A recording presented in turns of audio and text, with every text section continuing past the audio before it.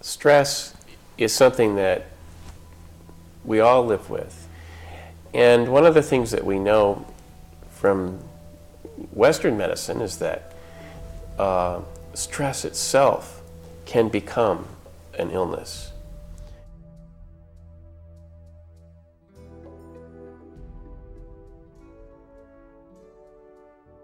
My parents passed away both at the age of 40 due to stress-related circumstances, and I developed, like most of us, the habit of shallow chest breathing.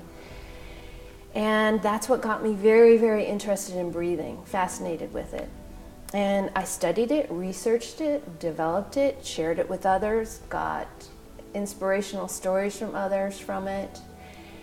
And that's what created the tools in practical centering. They're excellent for mental clarity, concentration, and focus. Get rid of mental sluggishness, or let's say negative thoughts that creep into your consciousness. One example was a wheelchair-bound gentleman that I worked with in a pool. And I used visual imagery and the foundation exercise to help him move his abdominal muscles. And he started crying. And the reason why was because he found through the power of visual imagery and his mind-body connection that he could actually move part of his body. And his feedback later was it helped his digestion, his sleep patterns, his metabolism, because he was now sending his abdominals toward his organs that lie behind the abdominal wall. The respiratory system is unique because we also have voluntary control.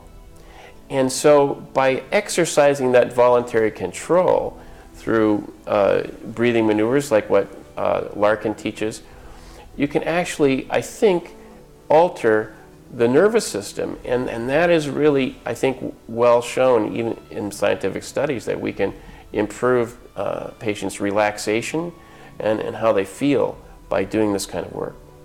It's interesting, I was listening to a really great Pilates instructor teach new upcoming instructors yesterday, and she said your core is your breathing.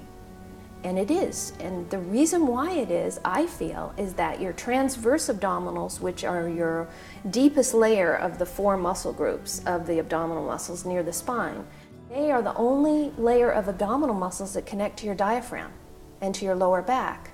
And so you must get plenty of volumes of air in and plenty of air out, and it's on the exhalation or exertion that you deepen your core abdominal muscles. And not just your abdominal muscles, but to really use your core, you have to get that diaphragm moving up and down fully, and you have to use your pelvic floor muscles and integrate all the aspects that involve the core center of the body.